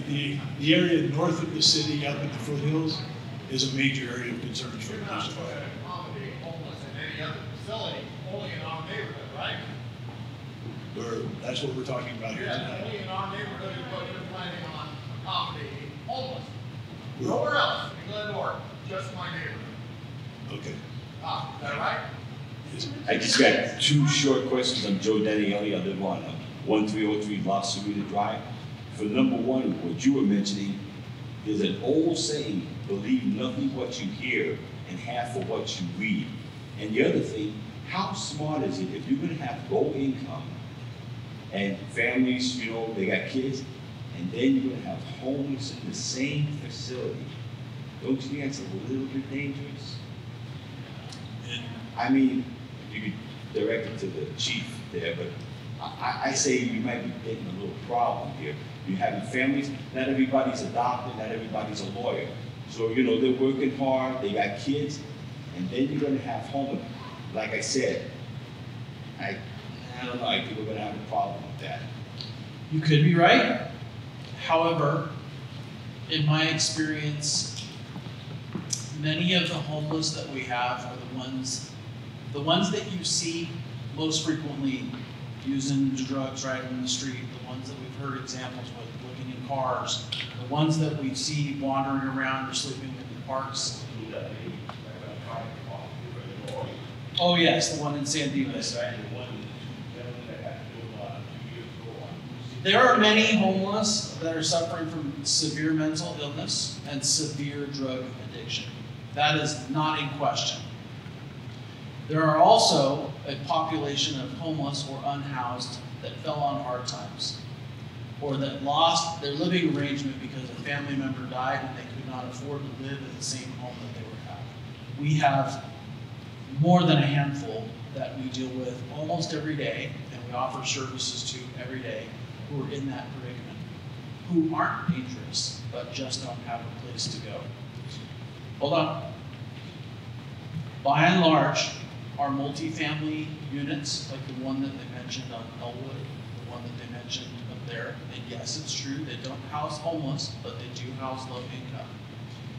We don't notice a significant increase in crime in those multifamily dwelling units, more so than any other apartment complex. When you pack in 50, 150 people, trailer park, mobile home park, apartment complex, it's all the same.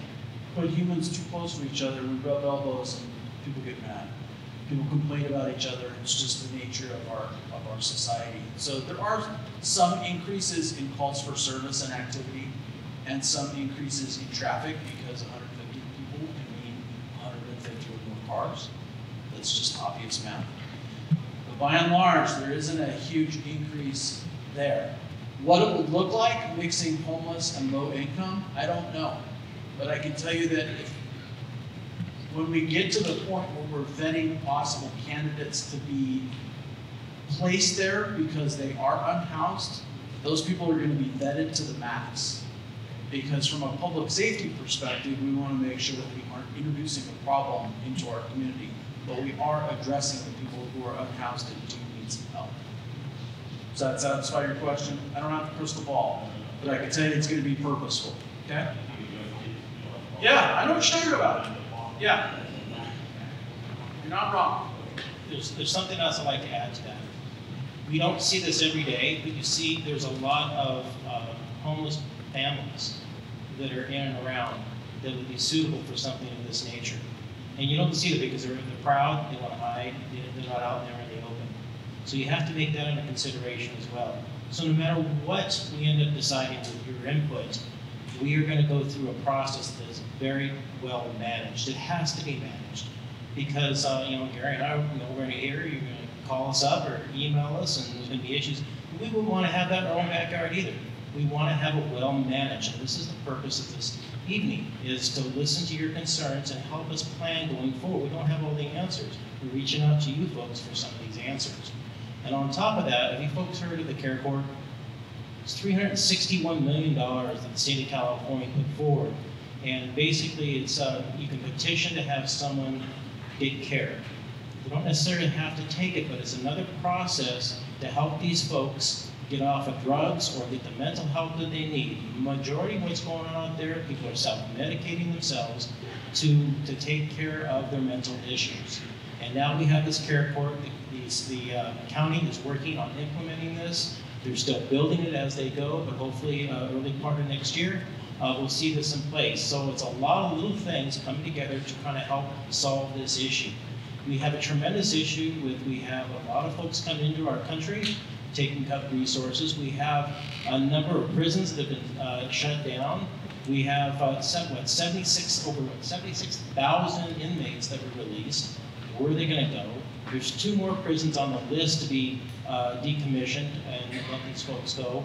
We have to deal with this. We're on the front lines of this. So we're looking for solutions. We're not looking to create problems. Because if we don't solve this, the state of California will mandate it.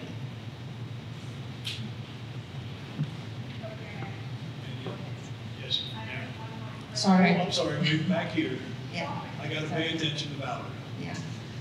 Hello, everybody. My name is Joanne. I live in Glendora, south of Glendora, very close to the project. I have 3 questions, not questions, but some of my experience.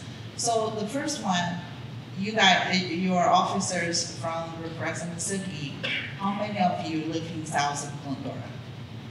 Have you ever, one of you, drive through South Glendora in the area to observe what's actually happening nowadays? Well, right now, it just so happens all 5 council members live north of the freeway. But we represent those that are south. If you ever take a look at the city is split up into districts, and we represent people that live in the south part of town. We don't look at Glendora as being north and south. We really don't. Yeah, but this, I'm sorry to interrupting, but this project is going to be built in south of Glendora. Let me tell you now, 4 years ago, when I was with my kids, my first one in the Glenstone Park, there's a homeless people robbed my phone and my wallet in front of my kids and my mother. That was happening like 4 years ago. I lived here over 10 years. And I'm very concerned about that. And also another day from my camera, I saw 3 times of the homeless people actually walking to my property. They wander around and they go away, and then just another 10 days, they come again and knock on my door. For a young mom, I don't feel it's very secure for my kids. I'm scared for my kids to play in the front yard. I always tell my kids, go play in the backyard. I feel very unsafe. And because of this project in the build, I think it's, actually, 2 days ago, when I heard about this meeting, I actually drive down to the project or their location. And I talked with some of the neighbors. Some of the, I think that about 3 out of the 10 neighbors doesn't know this project is going to happen. So as I also concern you guys, should you spreading the news and let more people to talk about what they want, and if we have the right to say no about this project. And also, the thirdly is, for this, right now, you said you guys were planning about 2,300 property units for this. That's Glendora, we have about 55,000 population. That's gonna be about 4%. If all the units fill out, that's going to be 4% of our population in Glendora, right? So the noises, the environment, the trash, the noises, when we have a problem, who are we going to talk with? Is it just going to go to the Glendora police station? We're going to call them? And what about all those fundings to protect our family, our home, our city? How many police officers, because of this project built on, how many officers going to be putting out more to protect the south area of the Glendora? Because that's the founder city is the I think it's San Dimas, Covina, and Azusa, right? So those neighbors' ideas or their opinions is very important too, because they have the schools there too. And also the third one. Like the sir over there asking about the property value. If we find a third party, and then because of the project, right now we probably, our home on average price around 700 or 800,000. If this project is building on, and then later on our home value is going down, who can give us the difference? Right? Nobody. We're on our own. And why we agree on this? As some of the money funding, why we don't just build a better school for Glendora? We're building something can attract more population to come nesting in Glendora. And we can have more tax money, or you guys can build it up somewhere else. You can fund it somewhere else to build this one. Of course, everyone to help the community, and homeless is a very big issue in the society. Everybody want to help, but this, I don't think this is a really good idea to put in our neighborhood. Thank you.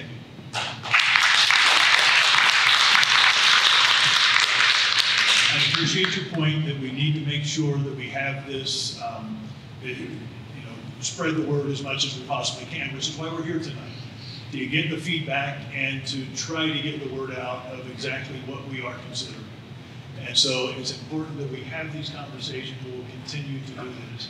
As far as your interaction with some people, part of this is what we're trying to work on is a solution to get some of those people off of the street and for us to be able to enforce some of the laws we have on the books.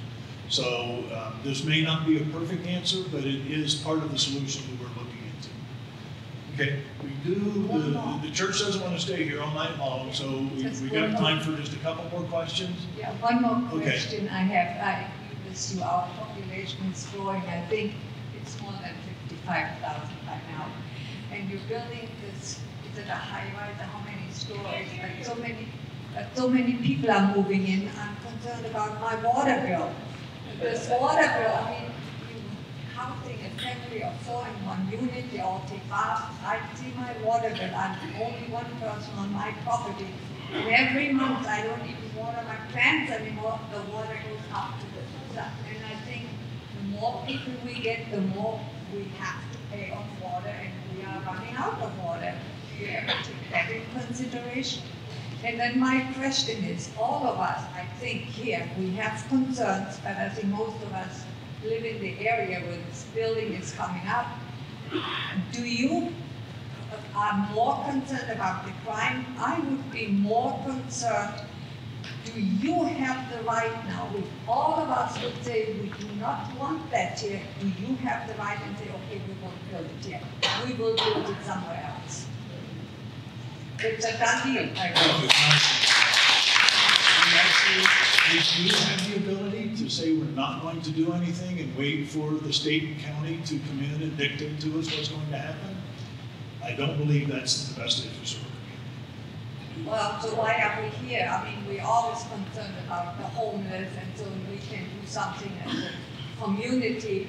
But my concern would be, I don't want to be a high rider or right on my property next. I bought my house because I wanted that privacy, and now I guess it's progress.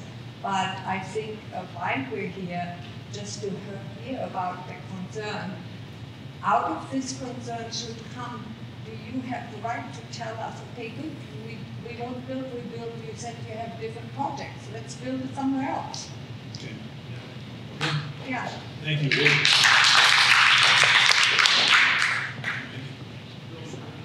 Currently, the zoning right now is 2 stories for that area. 2 stories. That's the zoning. We don't know what we're going to build, but currently it's zoned for 2 stories, residential. Have the homeless camp out there too in the park?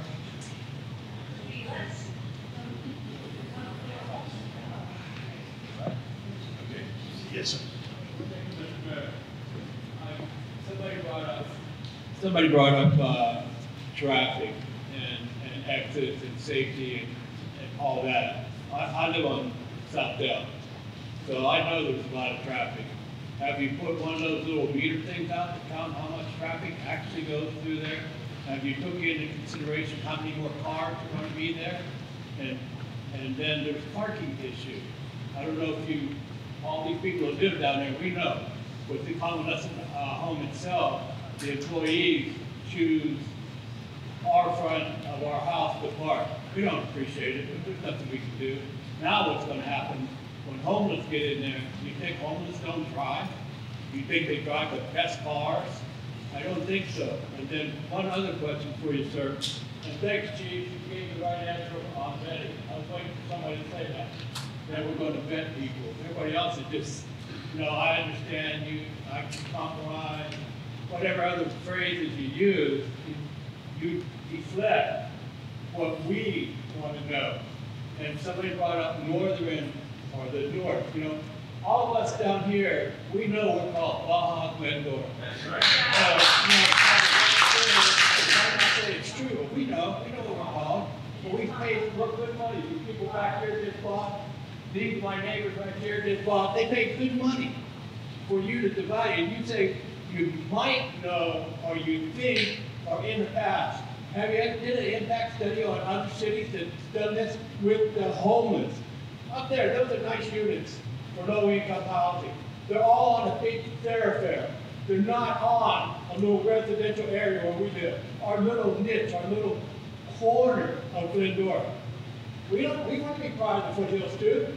We don't want to be run down homeless. Well, first off, and last question. Okay. Have you looked at other properties? What about the Singer place? That's a lot of property up there around Singer. I know it's more than Glendora though. Right? Yeah. Do you own Singer? You know what Singer is? Yes. You know what I'm talking about. Who's there? It's not for sale. and none of the other stuff around there for sale. So look, let me answer your question. First off, the traffic studies is part of what will happen as we go through this. Bringing up the ideas of the ingress and egress is really important. That was a good conversation here tonight. Sorry, what were your other thoughts? As far as, you know, the one project I want to share with you, Glendora Garden is right around the corner from my home. And it's not on a major thoroughfare. It's on the corner of Wabash. But it's not homeless. Okay, but there it is. That's great. It is a great. I was here about 20 years ago,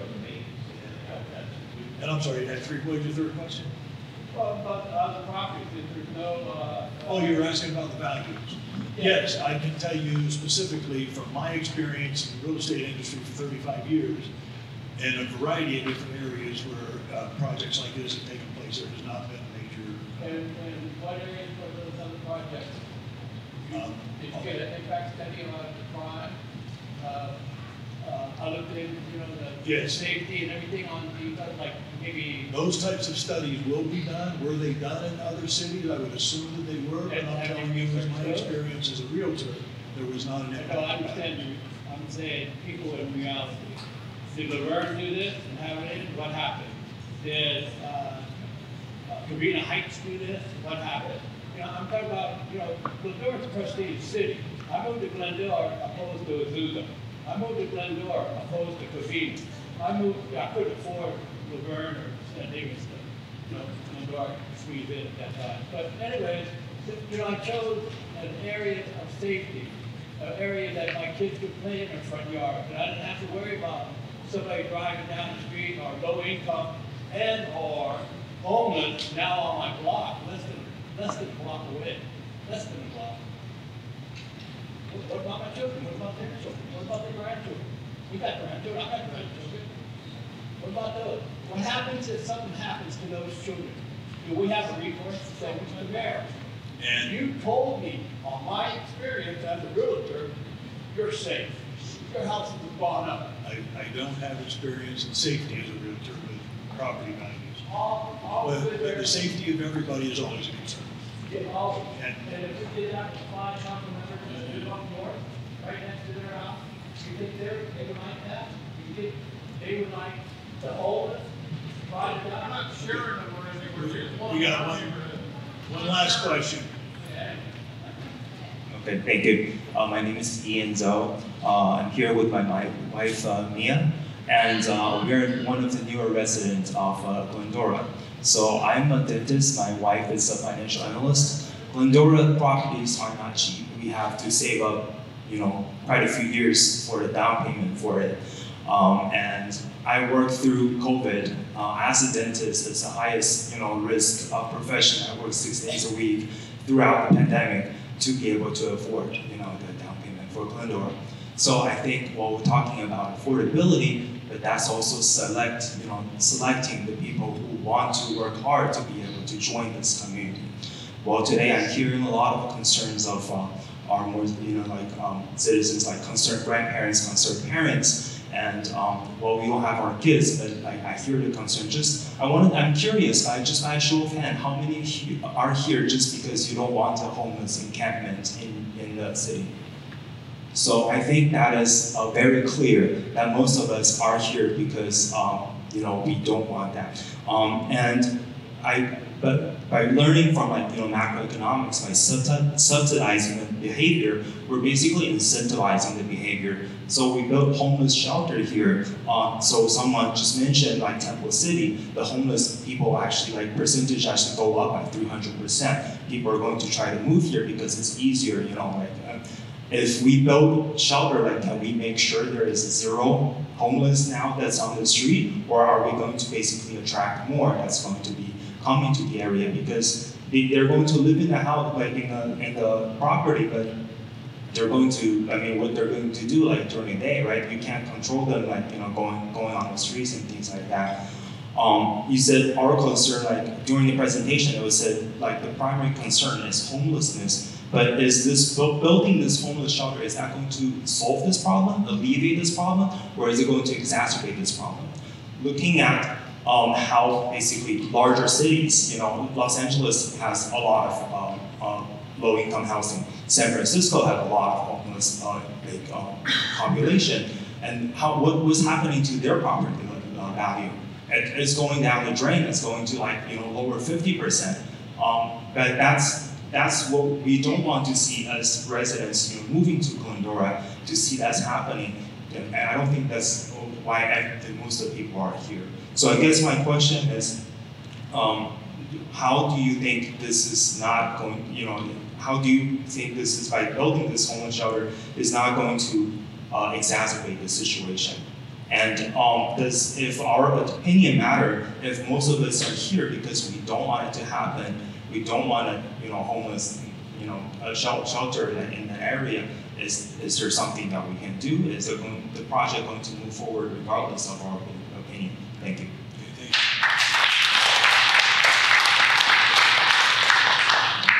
First off, it's important for everybody to understand. We live here too. Our kids are here, my grandkids are here. So we want to make sure that we keep everything safe. Do we hope that this helps this homeless situation? Of course we do. We wouldn't be doing it if we felt that it was going to exacerbate the problem. Our primary goal is to make sure that as we move forward, Glendora has 100% control over the project. We don't want influences from outside coming in to make decisions for us, and we don't want to see what's happening in other areas, people coming in from other areas to use our facilities. So that's why when we talk about the funding, we have to work together to make sure that we have control of this as we move forward with the funding mechanism, so that we're not obligated to the county or the state or somebody else as we go forward with the project. So folks, I understand, I hear the passion in your voices. This is the first conversation of many that we will be having. We will be having conversations at city council meetings. We will be having additional community conversations like this. It's important to stay involved. It's important to do our homework. We'll work on this together, but we are here to listen to what everybody has to say. We heard everything that was said tonight, and it really is important to get that feedback. And the church really doesn't want us spending the night here, but I would love to have additional conversation with you. Our information is on the slideshow. You feel free to contact me directly at any time. My email and phone number's on there as well, so we can continue this conversation. But we have a long way to go. We're starting the process with you. We're not coming in with a surprise that all of a sudden we start digging holes in the ground. We're starting the conversation right now as to what we're going to be doing as we continue to move forward. So let's keep this conversation going. Let's continue to have it. I think together, Glendora is going to do what's best for our community. Thank you all.